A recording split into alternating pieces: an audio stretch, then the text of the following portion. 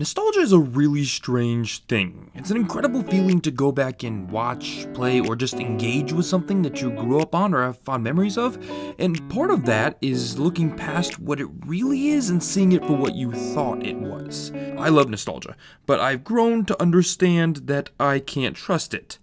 It lies. A couple of weeks ago, I genuinely believed that Robots was one of the best animated movies of my childhood, so I watched it again, and I'm sorry, Karsten, but yeah, this is not what I remembered it being. And I had a similar experience even more recently, but this one was the inverse. I didn't remember ever falling in love with Sideways Football Head here, but then I went back and rewatched the series, and there are 4 things that really separated it from other shows of that era, and well... Engage. Online. This is Johnny Quasar, and he was created in the 1980s by John Davis. He was placed into a short titled Runaway Rocket Boy, and then essentially abandoned.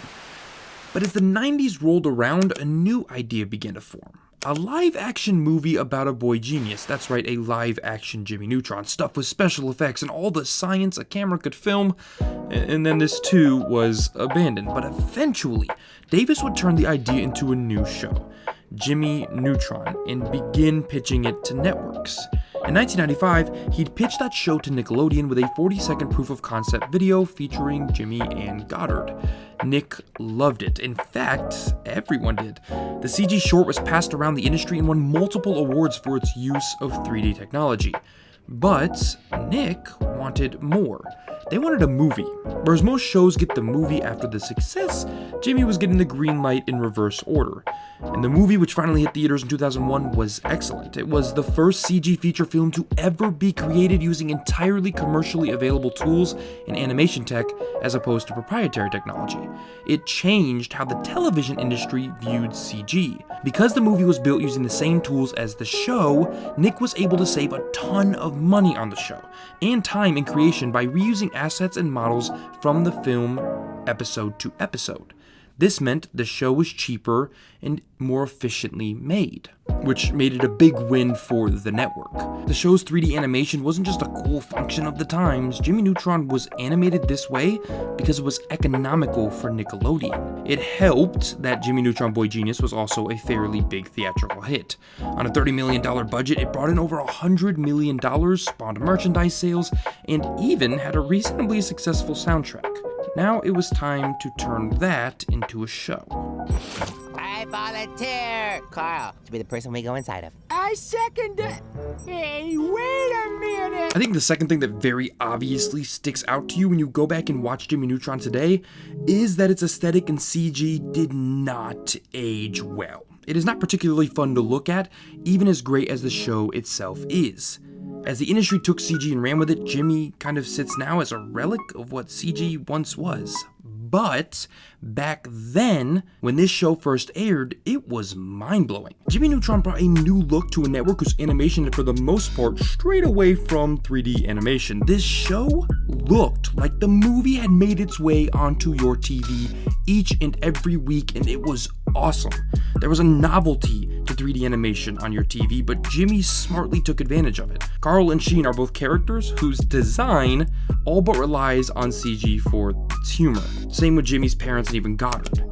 These are people that are inherently funny to look at, but that comes from the animation style. The show created what feels like a tangible 3G world at the time, when this just didn't seem possible to the people watching it. And this created a different kind of physicality, and really physics in general, than we had grown to expect from animation. When something like this happened, you felt it a bit more, and that was novel. But again, it is the one piece of the show that aged very poorly.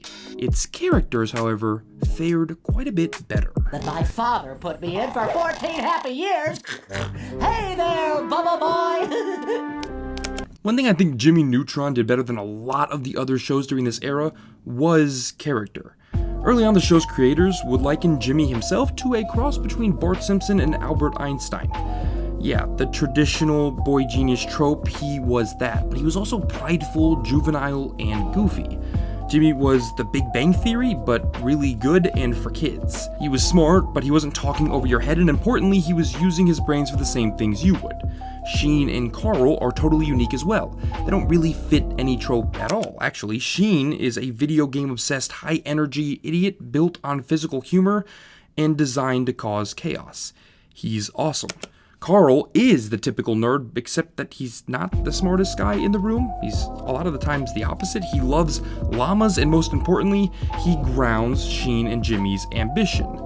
This is a perfectly balanced trio of very idiosyncratic characters, and the things they engage in are very frequently dream fuel, much like Fairly OddParents for its audience. Want to be in your own video game? Check. Want to build a rocket? Check. What about creating a robot brother to hang out with called Brobot? Yep, that's here. The writers built 3 easy to latch onto, hilariously written characters and stuffed them into situations its audience was already dreaming up. And it works so well. But it did one other thing that I think is what most people probably remember it for. Hey, I'm the Llama King! Come, my loyal subjects! Whee! Some people had American Idol, others had The Office, but millions of kids' version of primetime television was these.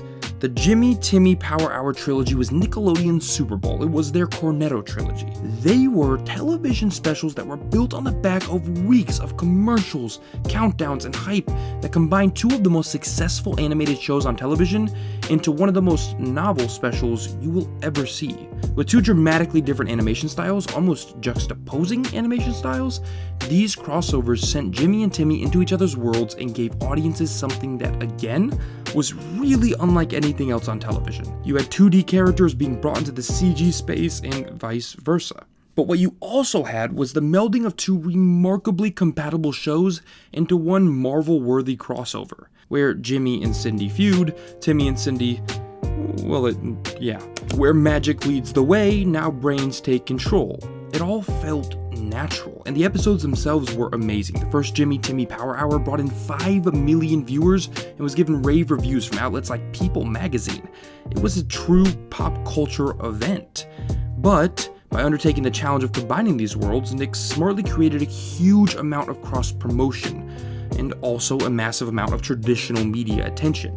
They were big spikes in viewership for the network and both of the individual shows, often coinciding with big events individually. If you were a kid in the mid-2000s, you saw one of these crossovers, and their ambition, which by the way was reportedly almost too much for DNA, Jimmy's animation studio, to handle, is worth applauding even today.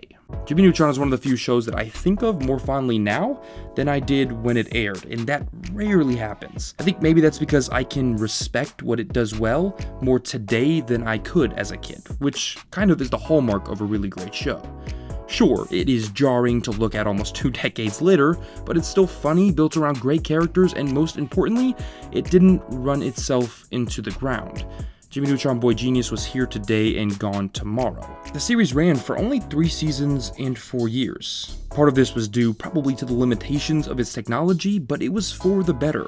Jimmy Neutron didn't overstay his welcome, and I think it's easier to love him as a result. Sure, Planet Sheen, the show's spin-off, may not have set the world on fire, but its quick failure may have proved, inadvertently, one obvious thing. Jimmy Neutron was lightning in a very intelligently created bottle. It was special.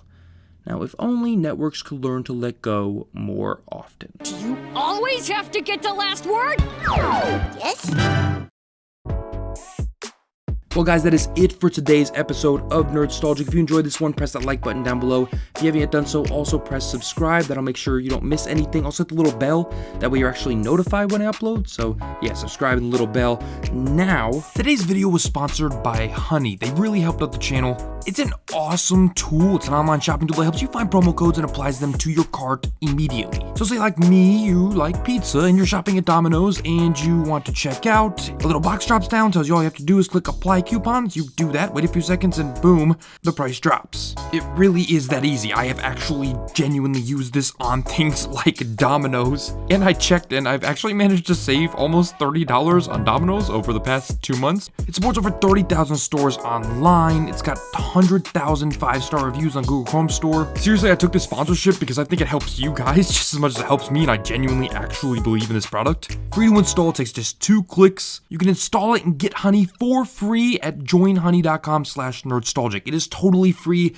Your sign up, which takes just a couple of seconds, actually really helps out the channel. It lets Honey know that I'm doing a good job, and it's a free way to support me and also save money. It really is something I believe in. That's joinhoney.com/nerdstalgic. There'll be a link in the description down below. And on your screen right now are 2 more episodes of Nerdstalgic. You can click on either of these to see what else I've done recently, and I will hopefully see you guys in the next video.